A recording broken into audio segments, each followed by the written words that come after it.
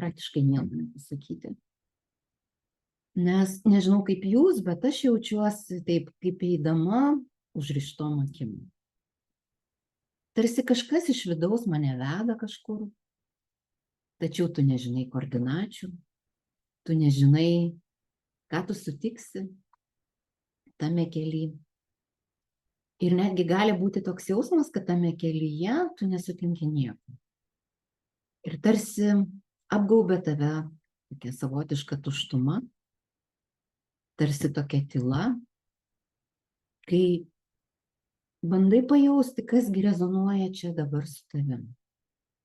Ir žinot, koks įdomus dalykas, kad jeigu anksčiau, tarkime, tam tikrų metų labai daug klausydavausi ir turėjau savo favoritų, ką klausausi, YouTube, arba ten, sakykime, Facebook'e, ką sakau, arba Instagram'e. Ir tikrai atrasdavau, kas suvirpina mano širdies stygas ir praplečia mano sąmonę, naujų suvokimų. Tačiau paskutiniu metu aš nebelabai berandu, ką klausyti, tai yra vienas dalykas. Antras dalykas, man visiškai neberezonuoja jokia informacija. Kalbėti apie tai, kad nerezonuoja viešoji informacija, kuri yra tuose viešuose kanaluose. Jeigu dar kas žiūri televizorius, aš jų seniai nežiūriu, ar ten, sakykime, portaluose, kurie žinias transliuoja. Tiesiog, kuo toliau, tuo labiau supranti, kad netgi atgarsiai to pasaulio, kuriame informacija yra kaip pagrindinė manipuliacija žmonių sąmonė, jau tu nebegali ir nebenori savo dėmesio skirti net ir tiem mažiem dalykam, net ir tom antraštėm. Tačiau yra kitas klausimas, kad nebesinori klausytis apskritai jokių vedlių dvasinių, jokių dvasinių teorijų. Ir tas jausmas, kad tau niekas tarsi prie tavęs nebelimpa šiuo metu, labai keistas iš tikrųjų. Būdavo man ir anksčiau tokie periodai, kada atrodo, tu tarsi esi tokiam uždaram lauke, tarsi kažkokiam vakuume, į kurį nepraeina pasaulio informacija. Tačiau šiandieną jau labai pastebėjau ilgą laiką, kad užkliuvusi už kažkokios informacijos, kažkokio klausimo, vis bandau, aišku, kažką paklausyti, nes iš tikrųjų, kada mes dalinamės vieni su kitais kažkuo ir klausant ar skaitant kažką tai, kas yra artima sielai, sąmoniai, mes prasiplečiam, mes gauname naujų impulsų. Tačiau šis laikotarpis man labai keistas, nes aš ką beklausyčiau, tik pradedu klausyti ir viską išjungiu. Antras dalykas, kas man labai svarbu atrodo, kad labai norisi tyrumo, labai norisi tikrumo, ne kažkokių tai pastatytų balsų, ne kažkokio tai įvaizdžio, o tokio natūralaus tekėjimo, kada žmogus nieko nesugalvoja iš anksto, bet tiesiog per jį, kaip per kažkokį tai kanalą atiteka net ne informacija, atiteka energija. Ir toje energijoje yra tai, ko tau šią akimirką reikia. Tai vat, ir tie pasidalinimai, jeigu jie yra mūsų socialiniuose tinkluose, ką pastebėjau, jie neturi labai kažkokios griežtos formos, neturi skambių antraščių ir juose pats svarbiausias dalykas yra tikrumas. Va tas gyvas tikrumas, nesumeluotas, va toks, koks yra šią akimirką, net jeigu nelabai tobulas, bet tu matai už jo tikrą gyvą žmogų. Todėl gal ir aš dabar besidalindama su jumis ne per daug jau pergyvenu, ar jūs čia mane priims tokią ne visai tobulą. Tiesiog man labai norisi ištransliuoti būseną. O kartu su ta būsena ir dar kai ką, kas galbūt jums padės atpažinti save dabartinėme tame laike. Taigi grįžkime dar prie to, kad atsiduriam tarsi tokiam vakume, tarsi tokiai tuštumoje, bet tai yra iš tikrųjų ne tuštuma. Tai yra vis labiau gilėjantis mūsų ryšys su savo esme. Ir tas gilėjantis ryšys su mūsų esme, tai yra ne su mūsų asmenybė, o su savo tuo beribiškumu, kurį galima apibūdinti kaip aš esu. Bet aš esu ne kaip asmuo, ne kaip kažkokia forma, ne? Nors čia ir yra aš, bet kaip maža dalelė dideliai daleliai, maža visata dideliai visatai, kuri niekada nėra atskirta ir kuri pati iš savęs viduje pradeda plėstis. Ir besiplėsdama, jinai jau nebenori, kad ją trikdytų išoriniai kažkokie tai triukšmai. Kas yra tie išoriniai triukšmai? Tai yra kitų žmonių nuomonės, kitų žmonių kažkokia tai galbūt išvados. Taip pat nesinori programų, kurios per kitus žmonės ateina vėl iki jūsų ar mūsų manęs, ne? Taip pat gali nesinorėti lysti į tą asmenybę, tobulinti ją, dar jai kažkokių naujų dalykų ją išmokyti, ne? Nors mokytis tikrai nėra labai blogai. Ir treniruoti asmenybę reikia, bet akcentas vis dėlto jau eina nebent jos. Tai nereiškia, kad jos galiojimo laikas baigės, kad mes tampam šviesos kūnais ir tik šviesa ir informacija ir taip toliau. Ne, mums reikalinga ir asmenybė, ir fizinis kūnas. Mes viskas turi dirbti toje pačioje darnioje komandoje. Darnioje komandoje tai, kada didžioji sąmonė dirba su visom tos mažesnės, čia irgi tas skirstymas nelabai tinka, bet aš net nerandu žodžių, kaip tai apibūdinti, kada jūsų esmė, ta asmenybė dirba su esme, vienoje komandoje, jūsų ego, jūsų protas, jūsų kūnas, jūsų charakteris, temperamentas, tai yra viskas viena, tai nėra kažkokie atskiri gabalai. Jeigu jūs atsimena tokį vaikišką žaidimą kaleidoskopą, ne? Tai kai jūs pasukat tą kaleidoskopą, pasukdavot, atsimenat, tai tos dalelės sukrenta į kažkokią gražią visumą. Tai lygiai taip pat ir mes, mūsų visos dalis, antžeminės, kosminės, ne? Subtili chemija, žemiška chemija, viskas sukrenta į vieną gražų paveikslą. Ir viskas čia yra reikalinga, viskas labai reikalinga. Ir kitas momentas, kada mes tarsi atsijungiame nuo informacinio lauko ir liekam toje savotiškoj tuštumoje, žmonėm, kurie neturi to ryšio su savo esme, su savo beribiškumu, su tuo, kas jį veda visą laiką, kiekvieną akimirką, jam gali tapti sudėtinga gyventi. Nes ta tuštuma jį gali slėgti ir atrodyti kaip vienatvė. Dar vienas momentas, kada mes atsiduriam toje akistatoje su savim. Akistatai su savim. Staiga mums atsiranda daug laiko, kada mums nebeįdomu ta išoriniai dalykai. Kai kurie žmonės, tarkime, gali bėgti prie kitų žmonių, ieškoti, kasgi čia man dar vis rezonuoja, ne?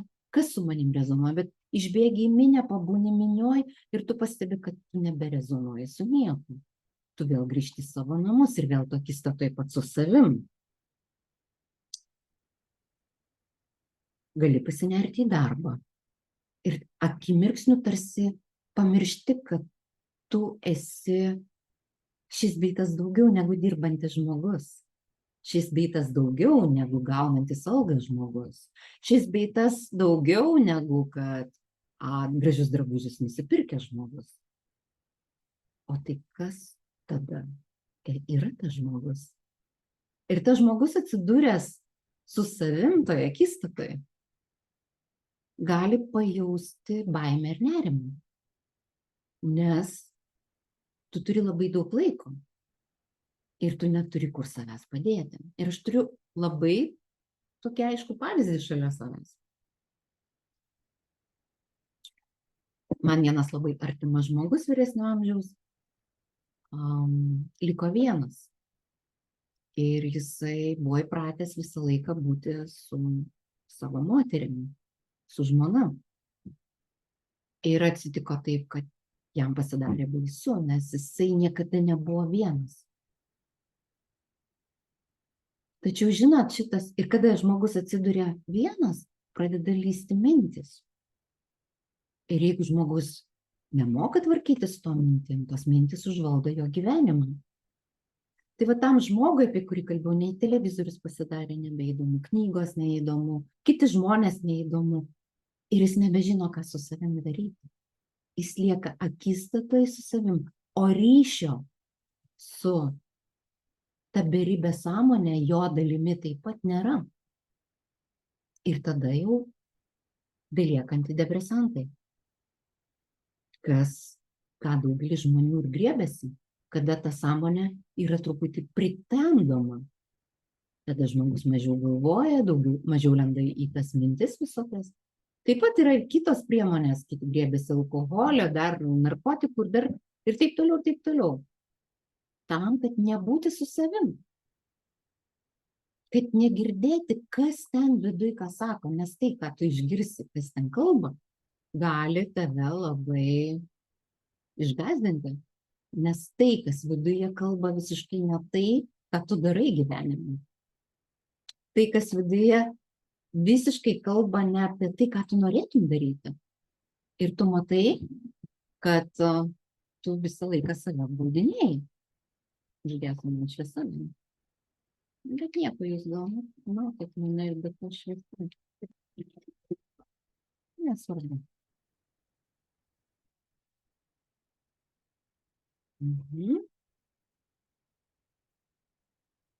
Nebedega. Perdegė lemputė. Tai va.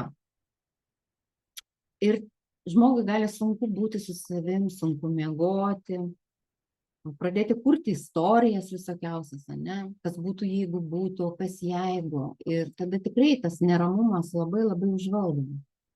Todėl pats svarbiausias dalykas, ką dabar žmogui reikia išmokti, tai girdėti save, pirmas dalykas, bet girdėti save ir ne vien tik tai kaip kažkokią beribę sąmonę, kurią mes kartais nueinam ten į kažkokias dausas, neaišku kur, bet girdėti tą ir žemišką savo sąmonę, kuri taip pat mums duoda tam tikras žinutes per mūsų norus.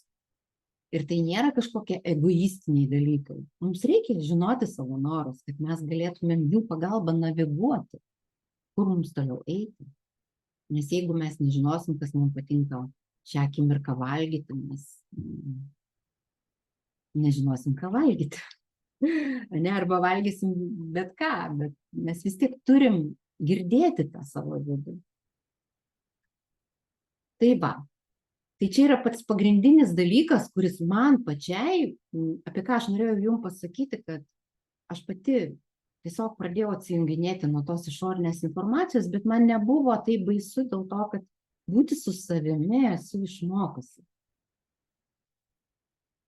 Ir man nebūtina ieškoti nusiraminimo kažkokiuose išoriniuose dalykuose, žmonėse, veikloje ir taip toliau. Aš tiesiog galiu kaifuoti, būdama susijungusi arba su savo asmenybę, tyrinėdama ją per savo kažkokius poreikius, norus arba per dar kažkokius dalykus. Taip pat į tai aš jūs labai kviečiu. Nes ta tyla, kuri gali jūs aplankyti, tai nėra vienatvė ir tuštuma. Tai yra pilnatvė. Tai yra reali pilnatvė, kuri dabar mus gali tiesiog įeiti į mus. Dar vienas momentas, apie kurį noriu pasakyti. Mes labai kabinamės iš tikrųjų į kitus žmones. Susitinkam kažką gyvenime. Ir atrodo, kad jeigu su tuo žmogum tą akimirką kažkas surezonavo, mes norim tos žmonės turėti savo gyvenime. Mes norim juos turėti savo telefonų sąrašuose, socialiniuose tinkluose. Mes juos norime turėti savo gyvenime kaip ryšį su jais. Tačiau tiesa yra tokia, kad mes iš tikrųjų į šitą žemę ateiname ir sutinkam kitus žmonės ne todėl, kad mes su jais būtumėm. Jeigu pavyksta būti ilgesnį laiką, vadinasi, toks sielos susitarimas buvo. Ir puiku. Vadinasi, mes turim pamokas, kurias kartu turim išmokti. Tačiau kartais žmonės ateina į mūsų gyvenimą labai labai trumpam. Ir šiuo metu, kada viskas labai labai greitėja, gali būti, kad jūs susitikot, įvyko ryšys, jūs apsikeitėte keliais sakiniais netgi, o galbūt ir ilgesniam laikui, keliais pokalbiais, keliais susitikimais. Ir tas ryšys užsibaigė. Ir kasgi dažnai nutinka, kad mes esame įpratę užlaikyti tuos santykius. Užlaikyti tą ryšį, ilgėtis to ryšio. Tačiau reikia suprasti, kad daugybė santykių dabar įvyksta tam, kad mes viens kitam perduotumėm nedidelę dalį informacijos. Kažkokį sakinį, kažkokį žodį, kažkokį impulsą. Kad tas žmogus, pagavęs jį, galėtų eiti toliau ir toliau realizuotus. Todėl turėti žmonės, užlaikyti juos, bandyti išlaikyti kažkokį santykį tikrai neverta. Reikia mokytis paleisti viską, kas įvyksta. Ir jeigu mūsų ego sąmonė labai labai stipri, gali būti sunku, nes norisi turėti žmogų. Tačiau dabar toksai laikas, kai mes turim mokytis paleisti ne tik tai romantiškus santykius, ne tik tai sielos susitikimus su antra puse, bet ir labai artimus pagal giminystės ryšių žmonės. Kas dabar gali vykti, kad jeigu buvo toks metas, kada mes su draugais, buvusiais ilgais, draugais, su kuriais ilgai draugavom, prarandam ryšį ir matome, kad kažkas neberezonuoja ir mums sunku juos paleisti, bet vis tiek ilgainiui paleidžiam. Tai pavyzdžiui, giminės, labai artimus giminės, brolius, seseris, su kuriais buvo šeimos ryšys. Tačiau norim ar ne, kada mūsų sąmonės auga, ne visi žmonės, su kuriais turim šeimininius ryšius, giminystės ryšius, ne visi žmonės eina tą pačią kryptim kaip mes. Ir čia gali ištikti taip pat labai toksai liūdnas momentas, kada teks paleisti tėvus, brolius, seseris, ir kad jie gyvens toliau savo gyvenimo, jūs gyvensit savo ir to rezonanso nebebus. O įprotis turėti šeimos ryšį bus.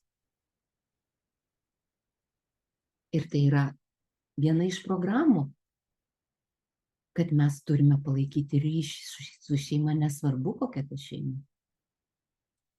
Tai nereiškia, kad tai šeima bloga. Jinai nuostabi, tai gali būti nuostabus, geri žmonės, bet jums nebepakeliui.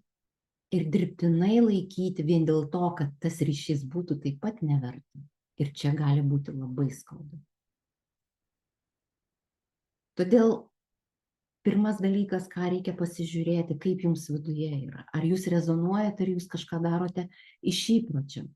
Ar jūs su tai žmonėm jaučiatės savas, ar tiesiog vaidinate vaidmenį. Norite būti geras. Nes taip buvo, taip visi darom. Tačiau dabar laikas ne apie tai, kaip visi daro. Dabar laikas apie tai, ką aš jaučiu. Ką mano siela per mano jausmą vidinį siunčia. Ar yra rezonansas, ar nėra rezonansas. Jeigu rezonanso nėra, įprotis palaikyti ryšį yra žalingas šiame laike. Ir matot, kaip yra, nes mes su giminėm, su artimais giminaičiais galim turėti ryšį per asmenį, per asmenybę. Per kažkokius tokius asmeninius patyrimus, žemiškus labai.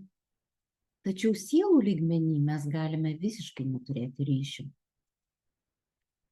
Ir čia reikia suprasti, kad mes neturim užlaikyti tų žmonių taip pat savo gyvenime. Ir mūsų gali nesuprasti, kada mes truputėlį jau nueinam į šalį. Gali atsirasti iš kitos pusės kaltinimai, kad tu kažkoks toks, netoks, ne?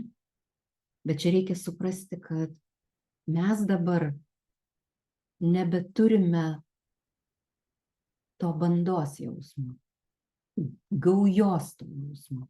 Mes turime tą vidinį jausmą, kur ta aukštesnė sąmonė mus veda eiti kitų kelių.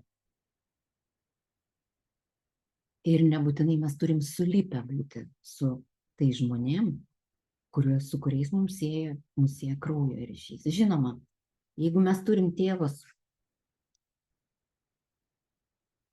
mūsų vis tiek yra pareiga padėti jiems išbūti šitą laiką, kažkokiame ryšyje. Tačiau nereikia tikėtis, kad jūs rezonuosit su tais tėvais, su broliais, su seserim. Ir jeigu jaučiat, kad ateina laikas eiti kažkur toliau, nebijokit žengti tą žingsnį. Nes pats svarbiausias dalykas, dėl ko mes ateinam čia visi, tai yra evoliucija. Ir kito tikslo nėra. Mūsų siela ateina dėl evoliucijos ir dėl bendros evoliucijos. Ne dėl savo kaip kažkokio aš evoliucijos, bet dėl bendros evoliucijos. Ir čia vakar klausiausi tokio vieno žmogaus ir iš viso to pasidalinimo jo man labai surezonavo viena frazė ir vienas pavyzdys apie bičių sąmonę. Kad bičių sąmonėje nėra vienos bitės. Ir čia yra realus faktas. Kad jie veikia, bitės veikia kaip sąmonės dalis. Jinai nėra kaip aš. Jinai medų neša ar kažkokius kitus dalykus daro. Būtent tos bendros sąmonės vardan. Tai aš manau, kad lygiai taip pat ir žmonės yra. Per kiekvieną iš mūsų, per mane, per tave, jeigu klausai dabar, ateina kažkas tai, kad tarnautų bendrai evoliucijai. Ir jeigu mums tuo metu ateina tas rezonansas, impulsas, kad aš dabar noriu tai daryti, ne? Mes tai ir darome. Ir tai yra vardan kažkokio tai bendro to tikslo, bendros tos evoliucijos, mūsų pačių evoliucija, mūsų pačių vidinė realizacija. Kada mes pajutę kažkokį impulsą, pradedam mokytis naujų dalykų, paskui tais naujais dalykais daliname su kitais. Arba, kaip aš šiandien, kad ir nelabai man komfortiškai išeinu į eterį, kad pasidalinčiau su jumis tą ne informaciją, o būseną. Aš neturiu ką jums pasakyti. Daug. Tik tai tie keli esminiai dalykai. Bet aš juos sakau ne todėl, kad aš jūs kažką išmokyčiau, nes aš negaliu jūs išmokyti. Bet tam, kad jūs pajustumėt viduj galbūt. Arba nepajustumėt, arba pajustumėt atmetimą. Tai irgi lygiai taip pat puiku, nuostabu. Jeigu jūs jaučiat atmetimą man, jūs galite paspausti mygtuką, išeiti iš šito mano kanalo. Bet jeigu jūs jaučiat rezonansą, jeigu jūs jaučiat, kad kažkas neaišku, kas per mane ateina ir jums tai virpina kažką viduje, tada jūs galite padėti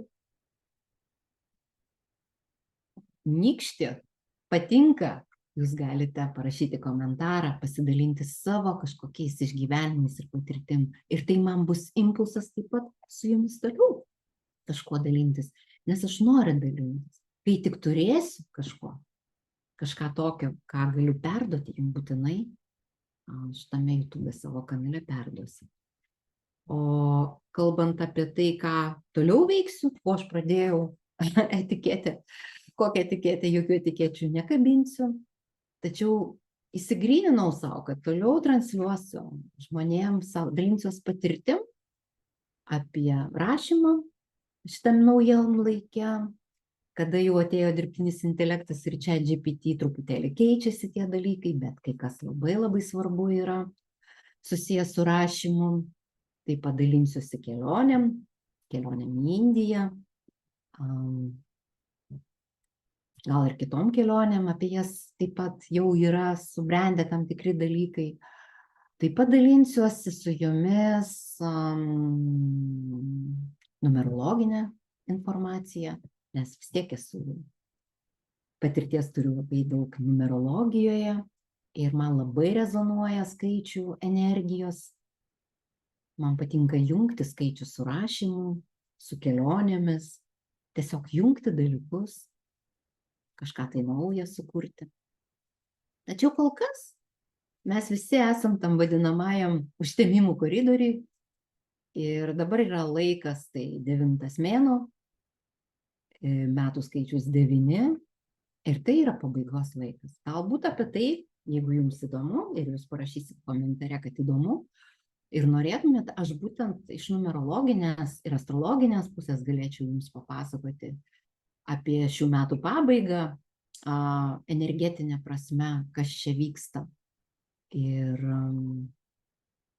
kodėl rugsėjis yra toks svarbus, kodėl tas 9 mėnuo toks svarbus, kodėl metai, pabaigos metai tokie svarbus. O šiandieną mano šitas laivas buvo apie tai, kad neužlaikytumėm nei gyvenimo, nei žmonių. Ir nesvarbu, kokio artumo jie mums yra.